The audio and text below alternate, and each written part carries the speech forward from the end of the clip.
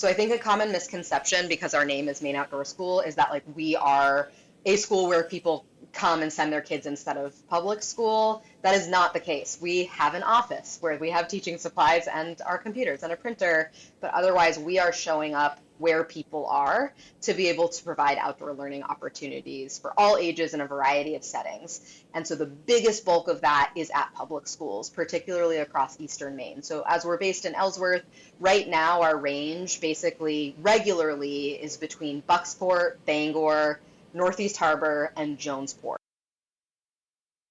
This episode of Grounded in Maine is sponsored by ESG Review. ESG Review magazine is published quarterly in February, May, August, and November, and is available for free in print and digital formats. ESG Review is devoted to environmental, social, and governance strategies, technologies, and investments. ESGreview.net is updated every Wednesday with 8 new stories and is home to feature articles, news items, and more. Visit esgreview.net to stay informed and help us spark the collaboration and awareness needed to develop sustainable economies and communities around the world.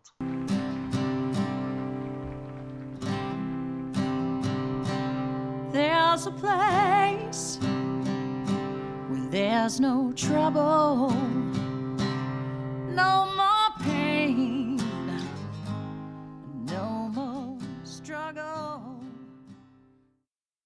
Grounded in Maine podcast is an open conversation about how we show up for the world. I started this podcast out of a desire to learn new ways to be sustainable because the word sustainability is big. It can be overwhelming, and I just wanted to learn, different ways to try to be part of the solution and not feel like it's too late. So I'm talking to people who are doing different things and learning so much. I hope you are too. Hi there. Thank you so much for listening to Grounded in Maine today. My name is Amy, and my guest today is Hazel Stark. Hazel is the co-founder of the Maine Outdoor School. She is also a registered Maine guide, which is really cool. The last person that I talked to, Austin, we were talking about Maine guides, and I was like, I wonder how many there are. Well, there's one more. You are also a wilderness first responder, which is really cool. And you're a naturalist educator. Hazel, thank you so much for being here. I'm thrilled to talk about the outdoor school. I just can't wait to learn more about it. Well, thank you so much for having me. It's always a joy and lovely to share with the wider world and not just my students what is great about spending time outside. Yeah. Awesome. So tell us about the Maine Outdoor School. Yeah, so absolutely. So a little bit of history is that when I was in college, I was really excited to be learning about nature, but also about human systems and sustainability and kind of that intersection of those worlds. And pretty much right when I finished college, I realized that I didn't actually want to go into science and dive deeper into the world of plant medicine, which was what I was really passionate about at the time, but instead into the world of education, because I realized that connecting people with place through whatever lens they're passionate about, whether it's birds or plants or mushrooms or whatever, that was the thing that really was what was exciting me.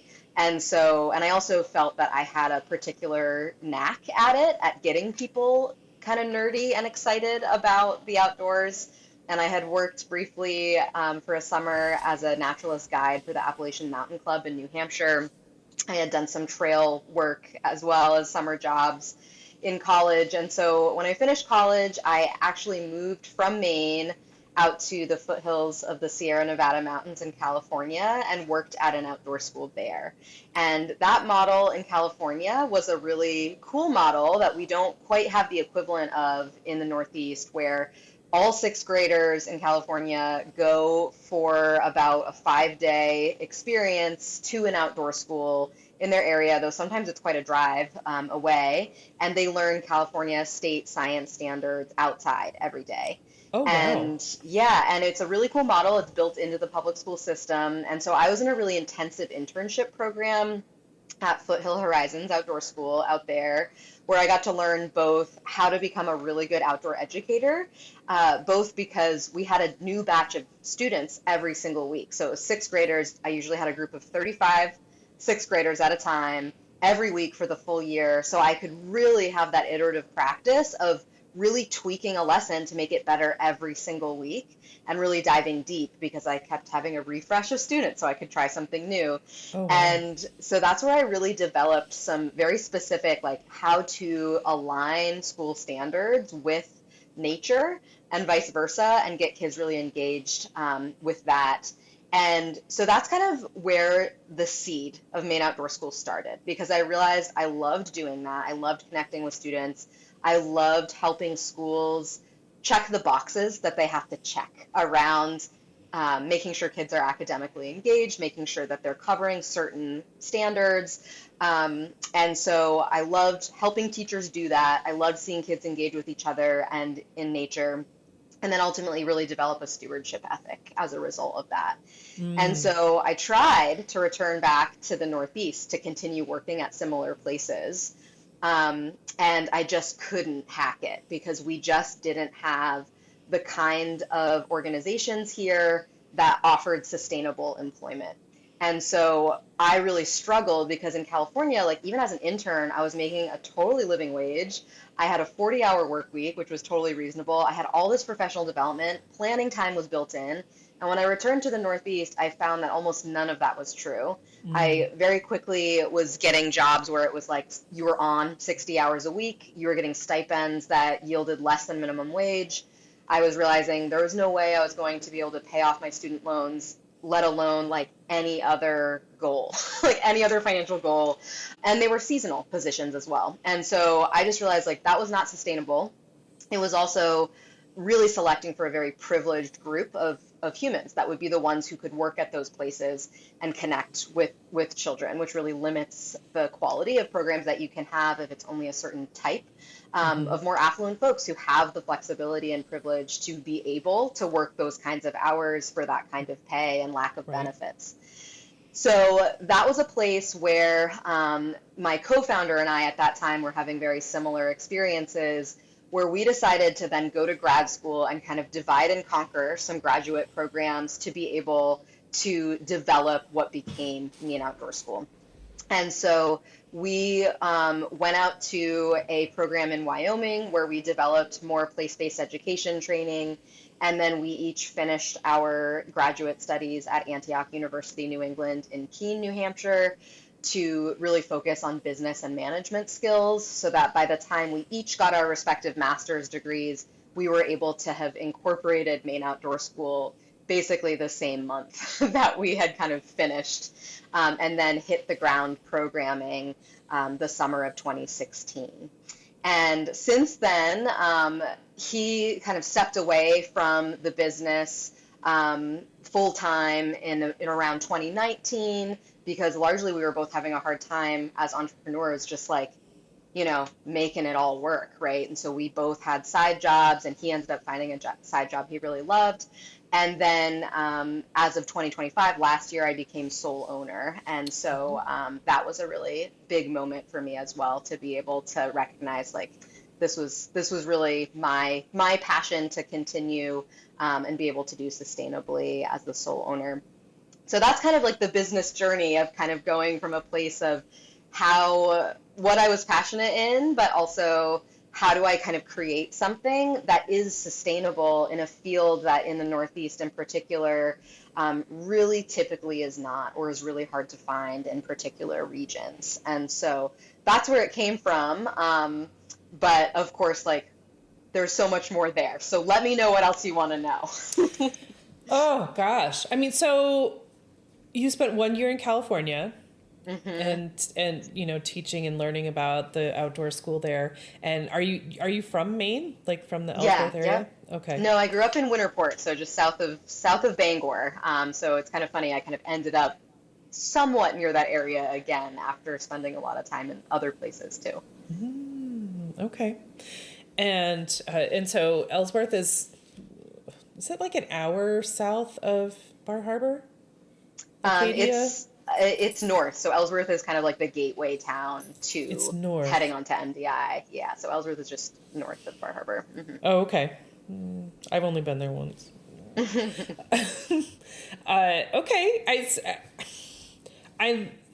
Well, I mean, congrats on the, sole ownership. That's pretty cool. I mean, Thank you. it's all you now. That's goodness. Okay. And so and you have a science background. So you're, okay. And so you were going to school for this one direction and you were like, yeah. I love that. I mean, I just love that. And so you've like added all these other things to the Maine Outdoor School to your tool belt. So you have like the Naturalist Educator. Yeah. What a journey. Yeah. My goodness. And a wilderness first responder. So are these all things that you just added on as you were doing the Maine Outdoor School, or are these things that you picked up while you were in school? A combination. The naturalist studies and like naturalist teaching and guiding, I definitely started doing that in college for sure through Appalachian Mountain Club, and then really built on those skills in California. And then I worked for the Appalachian Mountain Club again in their mountain classroom program out in the Tetons. So worked in a lot of places where really interpretation, so nature interpretation, and education for different ages was really the core of what my jobs were. And then did some more training on the education piece in grad school. And then in order to do those jobs, being a wilderness first responder was a requirement because I was often taking people into the White Mountains, into the Tetons, like all over. And so making sure that I had like the competencies for injuries to happen. So I've been a wilderness first responder for over 10 years now. I've lost track. So it's been a while. I always keep that up. And then I became a registered Maine guide a couple years into starting Maine Outdoor School. It must have been around 2018, around there, I would guess, realizing that having that certification would just add to the flexibility of the kinds of programming that I can offer, so that if I ever wanted to do overnights or if I wanted to do canoeing, so I do sort of simple flat water inland canoeing training. A lot of people, especially women, I do a lot of women's groups, like canoes are heavy and big, and to get them on your car, it's high up. And so also a lot of women who paddle canoes are often doing it with a man who is the one in the stern, who's driving it, who's controlling the direction. Right. And that can be really frustrating, but there's a lot of women who want to build those skills in amongst other women. And so by getting my guide license, I've been able to really lean into being able to guide women in particular through a partnership with an organization, Women for Healthy Rural Living in Millbridge, and our shared OWL project, Outdoor Women Lead, which is really designed to help reduce the barriers that women and girls face outdoors. And so getting my guide license was something that I knew could kind of open up more opportunities to get more people outside in different ways. And be really above board about that. So so that's kind of where I went to get my guide license as well, to kind of just widen the possibilities of what Maine Outdoor School could offer. Oh my goodness. That sounds really cool. And so what kind of programs what kind of things do you offer through the Maine Outdoor School? Yeah, so I always describe it as sort of three buckets. And the first and biggest bucket is public school programming. So I think a common misconception, because our name is Maine Outdoor School, is that like we are a school where people come and send their kids instead of public school. That is not the case. We have an office where we have teaching supplies and our computers and a printer, but otherwise we are showing up where people are to be able to provide outdoor learning opportunities for all ages in a variety of settings. And so the biggest bulk of that is at public schools, particularly across Eastern Maine. So as we're based in Ellsworth, right now our range basically regularly is between Bucksport, Bangor, Northeast Harbor, and Jonesport. So that's kind of like, for folks who have a familiarity with the Maine geography, that's kind of like the big diamond that we are focused in. And so primarily Eastern Hancock County is where we're offering that. And so our public school programs are really focused on series. So what I experienced when I was in California, and similar programs where kids would come for, a week in their entire K through 12 experience, was that there was some really lovely social emotional learning results that happened from that. But in terms of long-term competencies about how to deal with different weather, how to deal, with conflict, how to build different content knowledge over time, how to really develop scientific and critical thinking skills, that can't come from just like your 1 week of outdoor learning in your entire K through 12. Sure. For sure. And research backs that up. So what I really wanted to do, knowing that there are some programs like that in Maine, there are some environmental education centers where people come for a few nights and do that, was really to come into students' own backyards regularly. So we try to do like an hour a week for 10 weeks or 20 weeks with the same classroom. So we're actually building a relationship with those students and with that teacher in their schoolyard.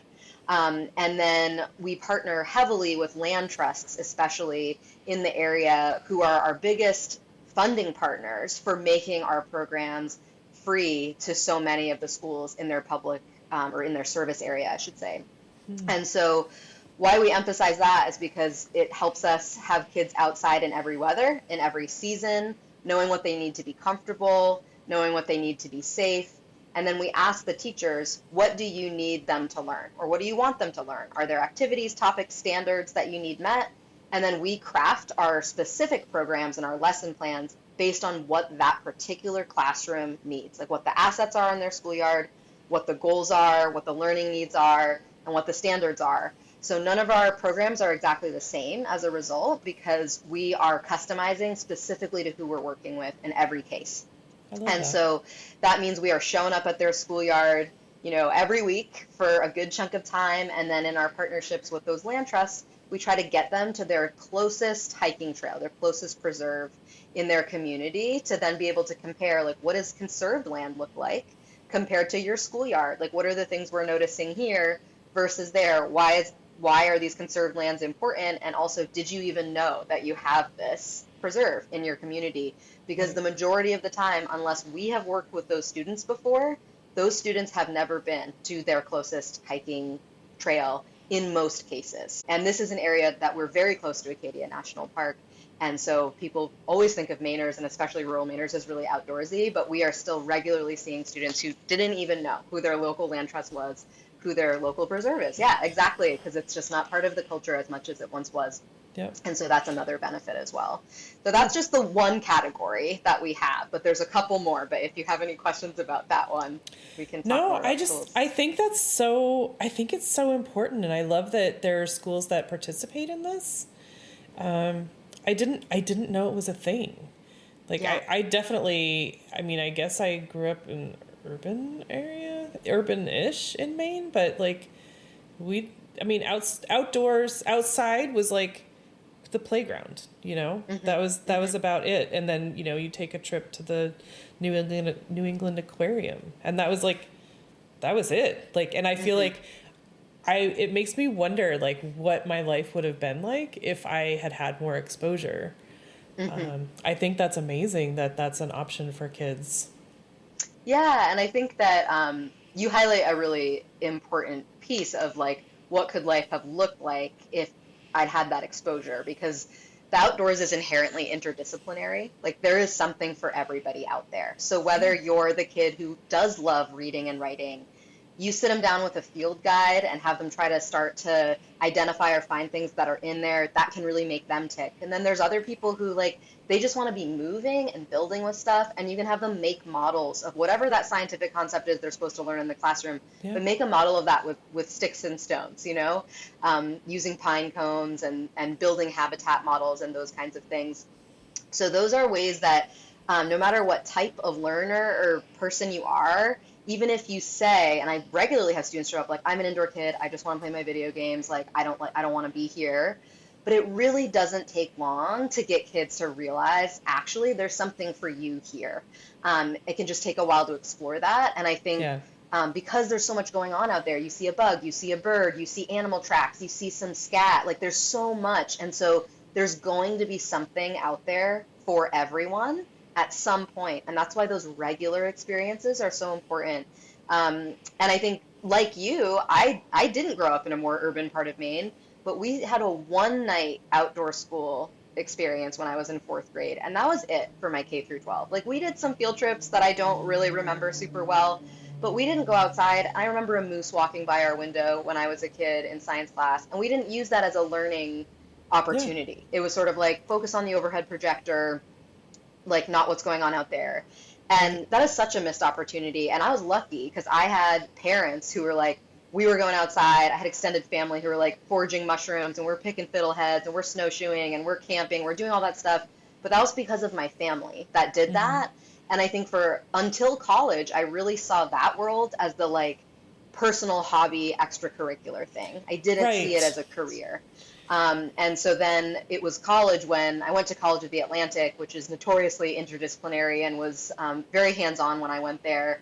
Our classes were outside a lot, and we were doing a lot of field work and field science and stuff like that. And that was the moment when I started to realize, oh, wait, these kinds of fun experiences of being outside are actually relevant and can be a career. And how can I turn that into my own career, but also let today's young people know that there are a variety of options that you can be excited about and move forward in your lives.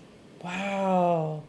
I I think that's so cool. I mean, when you first were talking about educational programs for kids and stuff like that, I was like, it must be like an extracurricular thing, like after hours or something like that. I think just learning about this is so incredible. Just the opportunities that are available to kids that happen to be in the area where you are. I mean, I don't know that. Are there others in Maine? So the other programs that exist in Maine primarily are those kind of overnight sort of programs where they bring students in and they'll Oh, learn often ecology concepts in a new place, like whether it's like here, come to the ocean and we can do some tide pools, or come to this farm and you can learn about farming and do that. right, And those are very important programs to have like a more immersive experience. right. But research also does show that if that's the only kind of outdoor experience that kids have, they can also start to undervalue their home environment because they only see sort of wilderness or nature as somewhere else that they have to take a big trip to get to. And then they don't kind of transfer those learnings to the kind of relevant connection in their own home communities. And so the combination is really essential because those immersive programs absolutely provide a different set of results than the kind of regular backyard programs do. But that's why we need both. And Yeah. so, I think I don't know of anybody doing what Maine Outdoor School does. And that's why we exist because it doesn't exist. And, I always say, like, if we are working ourselves out of a job because we're inspiring these classroom teachers to be taking their kids out as an essential part of the school day, as essential as having recess, as essential as lunch, as essential as language arts, then great, then we've succeeded. Because at the end of the day, what we want to see is people getting outside regularly in their lives, whatever that life looks like, and we need to build that kind of habit and routine from a very young age. And where are we going to meet the most young people? It's the public schools. Like, what are the routines and systems that the Yeah. public school students are building? We need to roll that in. And if public schools are places where they're just, inside, kind of in their cubicle, on their computer, playing sports in the gym, and like that is it. Their capacity to kind of build different skills towards resilience and just stewardship for the world that we live in is incredibly limited due to lack of exposure. Yeah. Oh my goodness. I did not grow up doing stuff outside. Hmm. I mean, I feel like, hearing about this and hearing about, talking to Noah Kleiner, who we were talking about before we hit record, who is a guest of the podcast, and all these other people that I've talked to who are like, being outside and farming. And so like before I moved to Virginia, I was a volunteer gardener, and I'm going to be doing it again once I move back at a farm that grows organic produce just to donate it to food banks because it's Hmm. such a problem. That food insecurity is such a problem. So, and that's my exposure. Like that's my outdoor exposure. My ex-husband loved to hike and stuff, and we did not do a lot of that together because I did not grow up with that experience. And so I just think just knowing that it's out there for kids or anyone else, to have these experiences, to feel what it's like out there, to see the sights. Because I remember, the thing that Noah really nailed for me, because he's a climber, Kleiner the climber. I hysterical. But he would like have people climb up these mountains or hills or whatever, and then like look out, like take this in. Like you would not have seen this if you had not been here. And so just these experiences give people an appreciation, just like a desire for more, and to have regular experiences like that.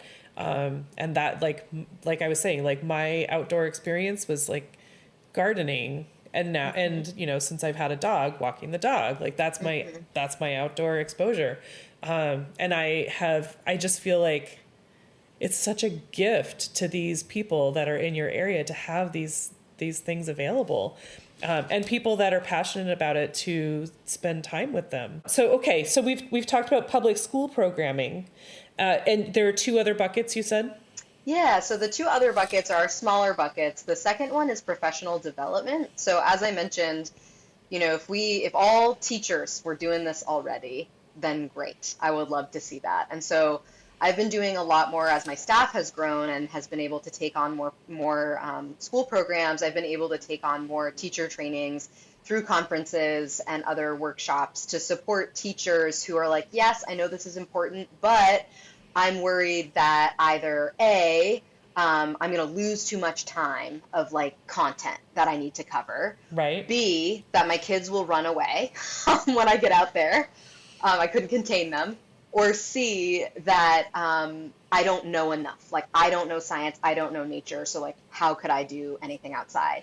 Those are like the three most common barriers that I hear from teachers. And so I feel my job is to let teachers know it is really simple to address all of those barriers. First, that you don't need to know anything about nature or science. The thing that nature and science is rooted in is two things: noticing stuff, asking questions about it, and trying to figure it out. And I think the best teacher can model that for students. Like if kids are like, what's that? What's that? And you're like, oh, that's deer scat. That's an oak leaf. Like they have not learned anything, right? It's, oh, well, what do you notice about it? I always say whenever I come upon scat or a track with students of any age, adults included, and it's especially hard for adults to do this, is I say, before you make a guess about what this is, I need you to name 3 things that are true about it based on what you can observe right now. And so instead of being like, it's a deer scat, in fact, this happened to me yesterday. There was a pile of what was porcupine scat. I was with a group of second graders, and they immediately were like, it's squirrel, it's rabbit, it's deer, it's moose, like all over the place. And I said, again, we're not guessing. Say what's true. And they said, well, it's pumpkin colored. It's oval. It's about 1.5 inches long. It's in one really big pile underneath this one tree. And then I was like, okay, based on that data that you have collected, based on your observation, what is it that you would then think could have done this? And then they're like, oh, okay, like it couldn't be this, it can be that. Ultimately, they're 7. I did have to tell them it was a porcupine, but they were able to figure out and like connect the dots as a result of having to just slow down, name what's true. And so that barrier of like, I don't know enough about science, it's like, if you can model critical thinking skills and noticing and wondering, that's all you need to do. And that's more inspiring for students as well, to recognize that we're all lifelong learners and like there's nobody that is an expert, honestly, in anything. And I think that's a really important thing to role model. And then the other pieces around like group management skills. There's a ton of group management skills that outdoor educators have to make sure that kids don't run away. And I think I love a quote, and I wish I knew who said this because this is repeated so often in the environmental education world, which is that kids can't bounce off the walls when there are no walls. And we do find that the hard behaviors that kids can have in an indoor space, they very often do not exist when they go outside at all, or they're so reduced that they're just not as big of a deal. It's just a place where we can regulate our nervous systems just by nature of being there, and that can be a huge aspect. And then I think the last piece of the barrier for teachers is the idea that like, I don't have time to do this extra thing. And what research shows also is that after 20 minutes outside, people can then focus for twice as long. And so I would argue that teachers especially with their long list of content that they have to cover, can't afford not to take kids outside regularly because they do, and it is proven to enhance academic engagement and focus, which are two things that schools are really struggling to consistently have with their students. And Right. you Because don't if have you're to be sitting in a doing room and anything. staring at someone who's talking at you, Yeah. you're just going to zone out.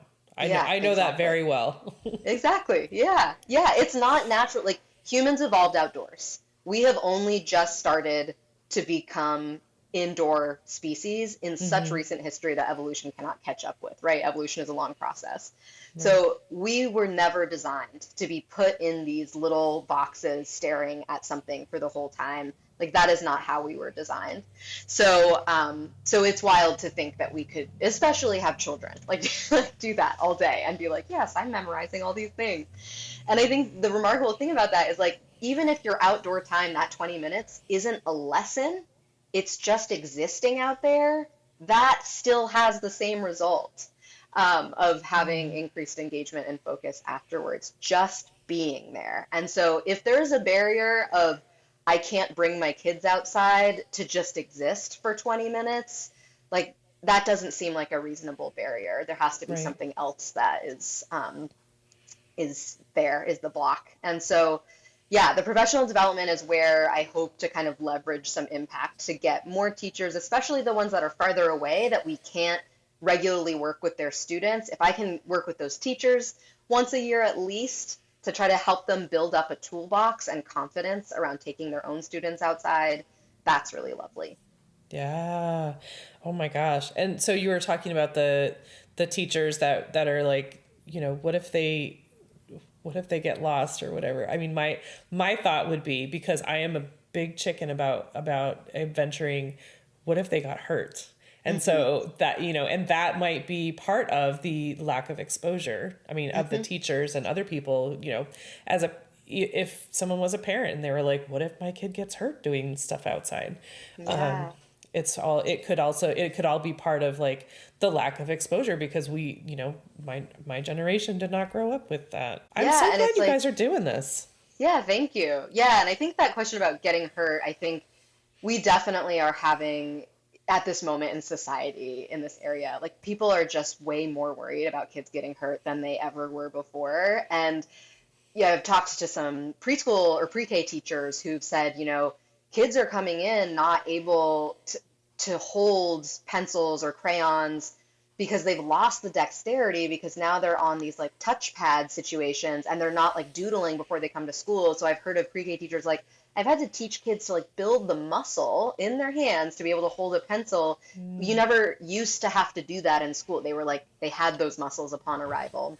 I see much clumsier young children now than I Wow. used to because in order to build depth perception and balance and skills, you gotta be tripping over stuff. And like you have to be doing that from a young age. Like for any adult who has started to try to do something like downhill skiing or skating as an adult, every adult knows that is really hard to learn once you're older. But when you're a kid, you are able to fall more, you're more resilient, it's less scary to fall, you fall on purpose.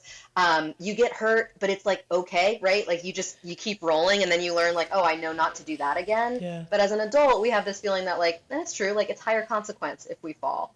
And so we get a lot more worried about it, which is Yeah. understandable. Our bodies are aging, right? So, but if we do that for kids early, like they're gonna get hurt less the more they get hurt early, and that holds up a lot longer, right, in life. That kind of holds them forward. And I think also like I'm a wilderness first responder. I'm trained in Right. risk management. I make sure my staff has like really clear risk management because there's a difference between like, oops, I tripped on a root and like, oops, I jumped off a cliff, right? Like there's a big spectrum here.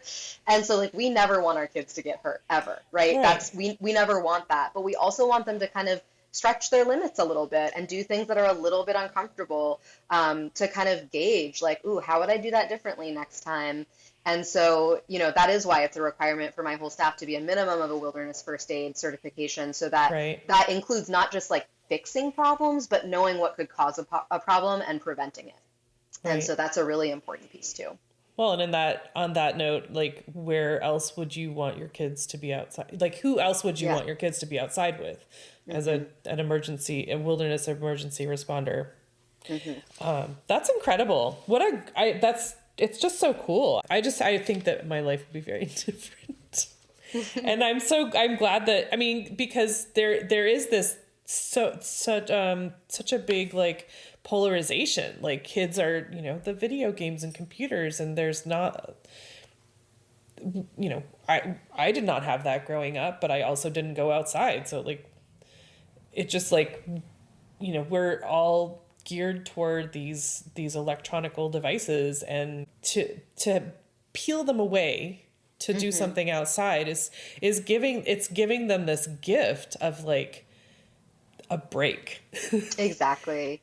And to build the habit, I think, as well, Yeah. because I think we all know our screens are the easiest habit because they're built to be habit forming, right? Like the apps want us to continue to scroll.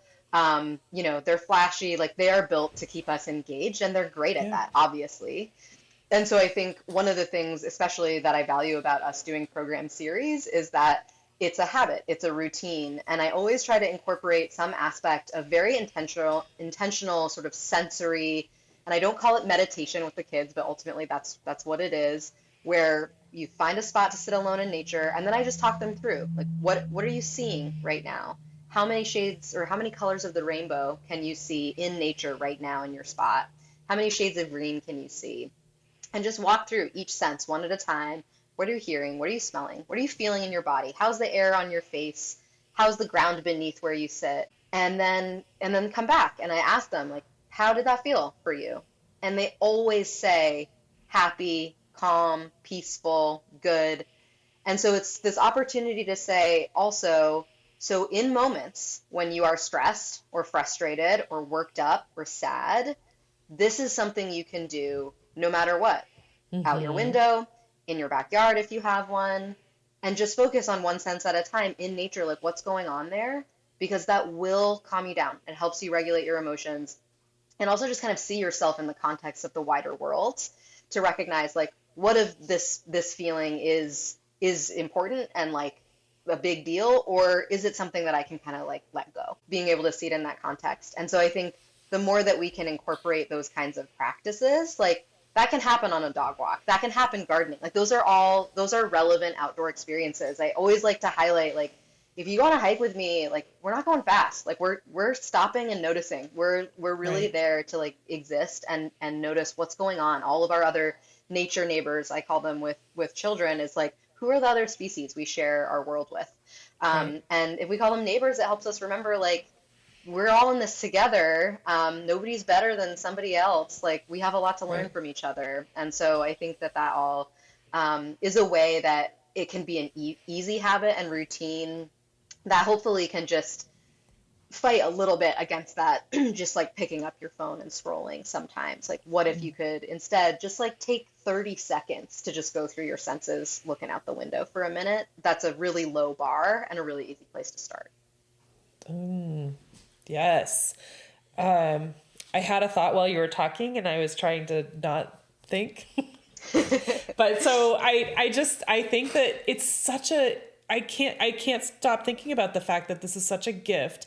I'm thinking about, I'd had a podcast guest, her name is Kelsey Green. She talked about digital minimalism, which just like with a couple friends of mine and it just like really took off. And so she does every 2 weeks to a month or something like that, like once, do like a 24-hour screen free. And I've been doing that every month since.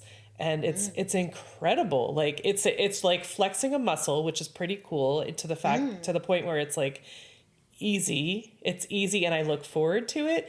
But like growing up as a child, to have this, like go outside and sit there and just notice things. Then you have this like completely free opportunity to just Yes. like detach and like Exactly. regroup and whatever. I just think that, gosh, I just like, they're so lucky. Thank So you. lucky. Yeah. And I think it's so interesting because people so often use the word like, oh, when I go into nature, it helps me disconnect and detach. But I really think it's the opposite. It's where we are Connected. Yeah. connecting and like reattaching to ourselves. Yep. And I think that's a really important thing to realize, is it's like, we're actually detaching when we're on these screens that are not actually like helping us communicate with True. another Yep. human. Like there's a difference Yep. between like connecting with a human and like just scrolling. Totally. And there's a three-part prompt that I really love that is very well known and used in the environmental education world. That is, I notice, I wonder, and it reminds me of, with the idea that, like, in addition to using your senses, if you just kind of fill in the blank, you go outside and it could be like you're looking at the whole landscape or you're looking at something really small, like one specific leaf, and you try to fill in the blank, like, what do you notice about it? And fill in as many observations as you possibly can. And then turning to, I wonder, what do I wonder about it? Why does an oak leaf have points at the end of its lobes? Like, I wonder if it always has the same number of lobes. And then it reminds me of. So like this oak leaf reminds me of this beautiful oak tree that my grandparents had or whatever. And those three things combined both like force some observation and presence, forces some curiosity and critical thinking. I wonder is usually hardest for adults to do. And then it reminds me of forces some connection. Like how is this relevant to you? And when we do that regularly, and if we're journaling it, including pictures, words, and numbers, that's kind of the double trifecta. It really enhances our sense of place and where we exist in the world and our capacity to just like notice and exist with presence. And that translates to a lot of other aspects of our life. That's such a cool point, Hazel.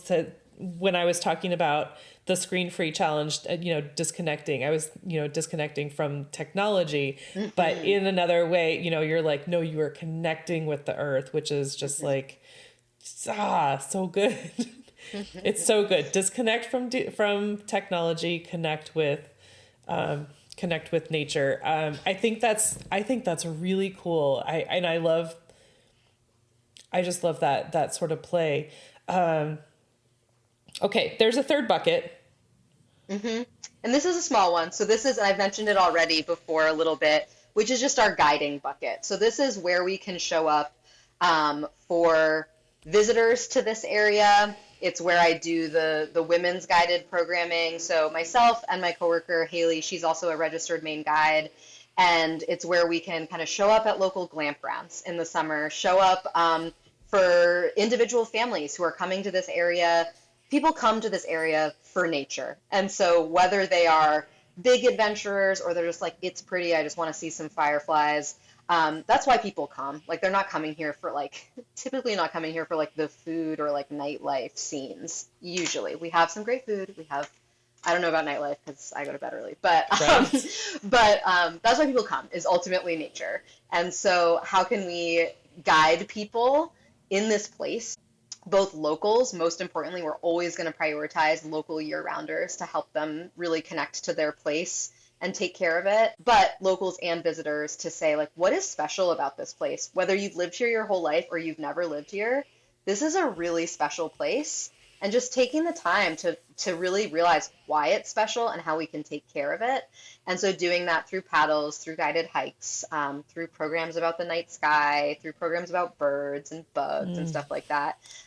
That's our last kind of bucket. And that shows up right into the professional development and school programs and day camps and stuff like that. But it is kind of a separate sort of idea because it's the place that we interface with visitors, whereas the other ones aren't as much. Okay. Excuse me. And so there's so many things that you guys offer. So we were talking before we started recording that I thought it was really cool that you have virtual programming, which you said you developed during COVID, basically, but they're still up on the website, which is pretty cool. And so you can learn about plants and food and outdoor adventures and animals and stuff like that. You also do private outings and you do summer camps. Yep. And homeschool programs, which is cool. Yeah. Did I miss anything? That's pretty good. I think that's about it. The long list. Well, yeah, that keeps you pretty busy. But you have a personal assistant though. Yeah, so I have we're a staff of 4 plus my dog. And so I have a half-time marketing woman who does an amazing job of scheduling, which you can imagine when we're working in so many schools and regularly and all over the place is incredibly complex. So she does a lot of scheduling and communications and our marketing, like e-newsletter stuff. And then I have two other full-time naturalist educators as well. Oh, And so they are full-time year-round doing these school programs, running the camps, stuff like that. And then there's me, and I do a little bit of everything. But really, it's important for me to maintain the teaching aspect because I'm in it because I love connecting people with nature. And I would not love this work if I ended up just behind the desk doing yeah, admin the whole time. So totally. so I still do a lot of teaching and guiding and stuff Good. like that as well, so that I can stay happy in it because I do enough of it that every part of it I love because I'm not doing any of it too much and none of it ever gets boring. So that's our crew, the four of us right now. Wow. Yeah, we definitely would not want you to lose that spark because that's, Hmm. that's the heart and soul of the whole thing. Can you talk about, and I'm only bringing this up because, I mean, I think before we hit record, I was telling you about, so I was just talking to Austin before I talked to you. And he was saying, he also hosts a podcast, and I'm going to connect you with him as well. His podcast co-host is a Maine guide as well. And so I was like, how many Maine guides are there? Like, how do you find them? Is there a database? And like, so I'm curious about that because I've known a couple people who are Maine guides, but like, is there a database? Is this something that someone would search for? Like, I need a Maine guide. I've never. Yeah, people do search for that, and I think because Maine guides have existed for a very, very long time, like pre-internet, and I think there is the stereotype of it's like usually older men who are hunting guides is like your average registered Maine guide, which of course, like most of the guides that I know are women actually, and aren't hunting guides. Yeah, I think if you just Google like registered Maine guide in this area or for like this kind of topic, you can find it. I don't know off the top of my head if there's a very active database of active Maine guides because one of the things that I was really fascinated by is the grand majority of people who actually have the guide license do not guide and never planned on it. They just wanted to kind of say like, oh, I passed the test. And like, it was sort of like Oh, a bucket list thing. So like most of the people who are guides are don't not guide, actively. never have, because Wow. they just wanted to like say that they could do it. And Fascinating. so I think if there was a database, it wouldn't be super helpful because it would be like, I don't actually guide, I just like am Yeah. one. And so yeah, I think the best thing is like if you're in an area, like you're going to Acadia and you're like, oh, or Baxter, like I want to do a guide in Acadia or a guide in Baxter, then you could Google that and find it. For us, we specifically don't guide in Acadia, even though we're adjacent, because we find most of our folks are looking for like off the beaten path kind of experiences that are Yeah. quieter and less busy. And there's so much beautiful conserved land thanks to our many land trusts in this area that that's really easy to do. Yeah. And Maine is one of only a few states that have guides. Is that correct? Yeah, as far as I know that Maine was for sure the first state to actually have that kind of certification.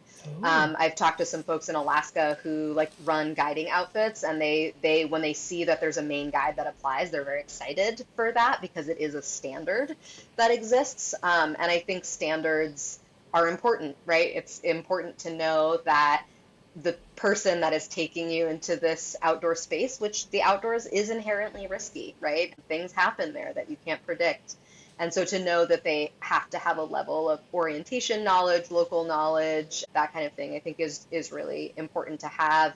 And I don't know of any other state right now who has an equivalent. As last I heard, Maine was the only one that has that kind of standard that we have.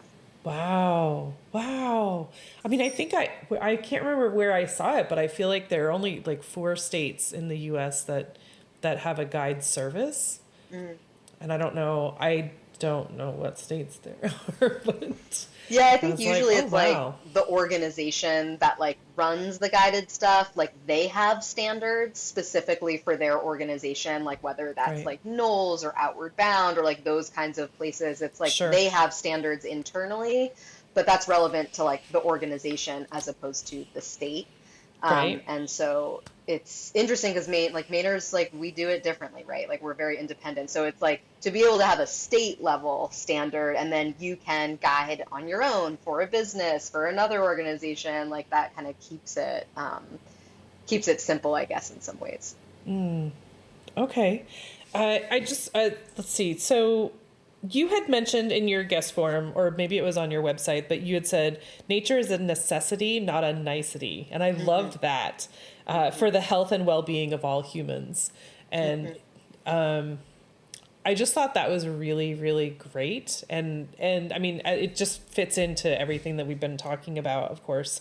But is there anything that I did not bring up that you still wanted to mention? Yeah, I think this has been a great conversation and it's helpful it's always lovely to be able to share what we do, but I think, at the end of the day, like, if you don't live in our area or you don't have this kind of opportunity in your region, like, it's there for you. Like, the outdoors is there for you. And I always try to just emphasize for folks, like, if you're in an urban area and you have like pigeons and a dandelion coming through the crack in the sidewalk, like, that counts. And it's important to notice and wonder, and it reminds me about it. And I think just thinking about accessibility, and we're so lucky in Maine that, like, all of the schools that I work in, they have a forest behind them, because we're the most forested state, right? Like, so we can do forest ecology in schoolyards in a way that few other places can do it. Like, I have schools that have beautiful streams right in their schoolyard, or a pond, or whatever it is. Like, and that's just because this is what our environment is like. And so it's easy for us here to do it, which I think also is like, oh, there's no excuse to not take our kids outside in the schoolyard. But even though we have it easy and we have this kind of like idyllic setting, this is work that can be done anywhere. And I think one of the things that I learned in grad school was that environmental education is always happening in schools, because if it's not being directly taught, it's being taught that it's not important. And so I think it's important for people to realize that we are part of nature. Humans are not a separate thing from nature. And we need to recognize that our well-being relies on the well-being of nature. And one of the things I've really struggled with in recent years has been recognizing how many folks are like, ooh, it's too cold to let our kids outside, or ooh, this, I'm not going to sign this waiver because, it just seems too risky, or I would rather, spend my time inside on my device. And for me, that's the scarier thing, because the more that we do that, the more we're kind of creating this false narrative that we don't need it and aren't part of it. And you have to observe and engage hands-on in nature to really understand that connection that we have with it. And it's really easy to lose that inside our really protected, sheltered bubbles. And it compromises our capacity to just respond to change. And I think nature is a really good role model for the fact that it is always changing. And there's so much to learn from that, to recognize that, like, nothing happens suddenly. There's no such thing as like, oh, there's a sudden wildfire. It's like, well, yeah, there was a sudden wildfire, but like, it was years of, drought, or like whatever it was. Like, there's always signs that this was likely. And so I think that's something that can help people really respond to change and be more resilient in their own lives. Because, at the end of the day, outdoor school is fun, right? Like, it's fun. We learn facts, we build skills. But when it comes down to it, if we're wanting to make our world a better place that's sustainable, and I know you always ask about like what sustainability means to the folks that you interview. I really think that sustainability is like, how do we keep ourselves and the ecosystem that we're part of not just surviving through time, but thriving in a way that will last. And so I really think of that word wellness, like, how are we thriving and well over time? Because you can sustain like a pretty, like, yeah, I'm meeting my basic needs, but like, is that what we really want? No, we want to be able to thrive. We want our nature neighbors to thrive. And it's a long-term goal that requires long-term solutions and routines. And so I think the more that we can make this easy, like taking your kids out every Monday morning, because kids are most often dysregulated when they arrive on Monday mornings because the weekend might have been really hard. They might not have had enough to eat. They might have had to deal with just like some struggles at home. So like Monday morning when they get to school, to remind them, hey, this is a safe place with people who care about you, and let's just connect with this place, and yourself, and just kind of come down, get calm, get present, and then we can learn, and then we can learn after that. So I think, yeah, at the end of the day, like these are ways that we can build the capacity for empathy for all different species, and then help really drive those stewardship ethics. That is what makes the world a better place. And if we don't have those regular routines and connection with nature, our capacity for creatively doing that is really limited. Oh my gosh. Yes. I love that you said if nature isn't being taught, it's being taught is not important. That's so true and hurts a little bit. Wow. That is so good. And I also just want to bring out again that you were saying, even if it's just for a few minutes to go outside, you know, and just like break that focus so that you can refocus. I mean, I feel like we're talking a lot about kids. Do you I mean, you do a lot of work with adults as well, but you know, it's such a great idea to start young and to teach them these skills to connect. Yeah. And regain that focus, because you've got a lifetime of just staring at people who are talking to you or talking at you and learning and stuff like that. But to be able to regulate your own self so that you can go through the world in a more regulated space. Hazel, oh my gosh. This is so exciting. I really I want this everywhere. I feel like this is so needed, especially right now when things are so, you know, divided and with all the technology and stuff. Like we need that opposite to just disconnect or connect. How can people find more about the Maine Outdoor School or more about you? How, you know, where do we find you? Yeah, so our website is simply maineoutdoorschool.org.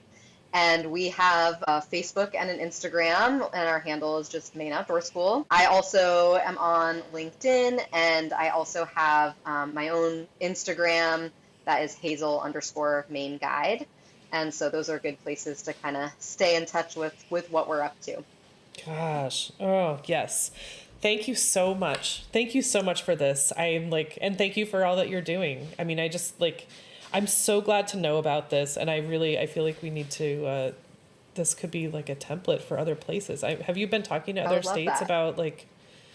Yeah, no, I haven't. I think, you know, I love the idea that like, you know, we're 10 years in, we've really proven a model to work pretty well in the past 5 years, in particular since COVID, where schools were able to get extra funding, some nonprofits were able to get extra funding. So a lot more people were able to test us out, and we were able to say, hey, let's try the series model as opposed to the kind of one-off field trip model. And it worked, and it's growing. And I just feel like it's one of those snowballs rolling down a hill when it's 32 degrees and the snow is really sticky. It's just growing and growing. And so I think we have like proof of concept pretty well right now. And I think, you know, my original dream was like, wow, wouldn't it be great to have a little Maine Outdoor School satellite in like every community in Maine, like every region, so that you've got local people teaching local people about nature and helping like connecting with their public schools, because public schools often are very isolated. Like they do their own thing. Nobody knows what's going on in them unless you really try to find out. And so how could we kind of bridge more community integration? Like we're trying to integrate nature with every subject. Let's integrate our schools with like every other community thing. I think the more integration and biodiversity, the better. And so, yeah, so I think I would love to see that. I think every community is different and has different assets. And so, yeah, a template of this works here in this way. How would it need to be modeled in this state or in this community would be a really cool thing to see. Yeah. And I mean, if people are teaching their communities, they're also like connecting with their neighbors, which is Yeah. even better. Exactly. Oh my gosh. Hazel Stark, thank you so much for this time. I'm so grateful, and I feel like I wish I was closer to Ellsworth. Yeah, and I think that is one of the things that has been really wonderful for us is like we hear people from like Southern Maine be like, "Oh, we wish we had something like this in Southern Maine." Whereas like for me, having grown up in like the northern half of the state, that's nothing we ever hear from Southern Yeah. Maine. So it's always Right? nice to feel like we have provided something in this place that Yeah. that even people from Southern Maine would really like because there's a lot more resources in Southern Maine and there's a lot of wonderful Totally. things going on. And so it's definitely it feels really good to have created something here that like people are a little jealous of. So, and we welcome folks to come and, get out like anytime folks are up in our area, like reach out because like I will happily guide folks on bird walks and plant walks and just like nerd out about nature together because that's like really that's the good and fun stuff where it starts. So definitely don't hesitate to come out. And thank you, Amy, for being open to connecting with me and for your Oh my great gosh. questions and just engagement and enthusiasm. It's really Yeah. helpful to be able to talk in a different audience about this work and get the Yeah. word out. And so I really appreciate how you've helped facilitate that. Yay. Well, and big shout out to Joan Kanner who hooked us up. Absolutely. Yeah. She's been on some of my women's outings. So that's been a fun connection. Awesome. Yeah. Very good. All right. Thank you. Thank you, Amy. I just want to take a second to thank my guest again for speaking with me and sharing such great information. I love having these conversations with folks. I also want to thank Buzzsprout for hosting the podcast, for Jane Bolduck and her music genius, for Becca Coffron and her award-winning artwork. And thank you for listening. I appreciate that so much. Please check out the show notes for any links and extra information. And if you would like to follow my guest and find out more about them, I'm sure they would love the follow. And if you don't mind leaving a rating or review wherever you're listening, and just help to get this podcast in front of new eyes, that would be amazing. I would really love that. And feel free to reach out to me on the socials and let me know what you're thinking. And if you would like to be a guest on the podcast, please let me know that. I would love to have a conversation with you about sustainability. All right. Thank you again. I hope you have a great rest of the week.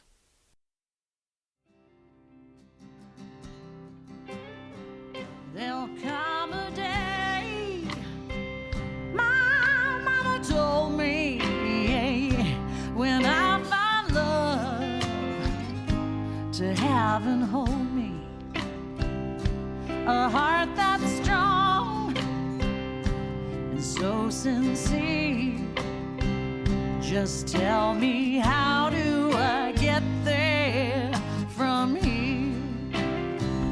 Oh, tell me, how do I get there from here? 'Cause here and now I'm so far down that mercy's bound to find me.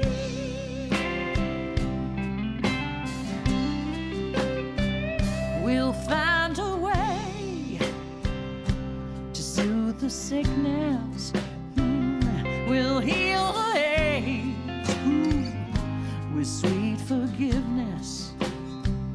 Wages of war will disappear. Just tell me, how do I get there from here? I wonder, how do I get there from here? Yeah, 'cause here and now I'm so far down, and mercy's bound to find me.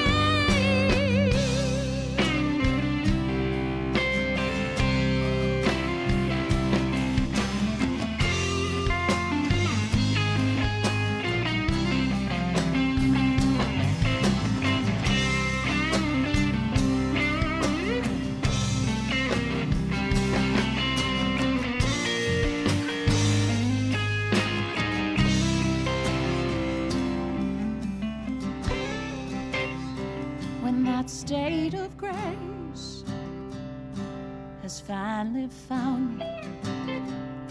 Well, there'll be music, ooh, and good friends around me, yeah, yeah. And I'll just smile through happy tears and wonder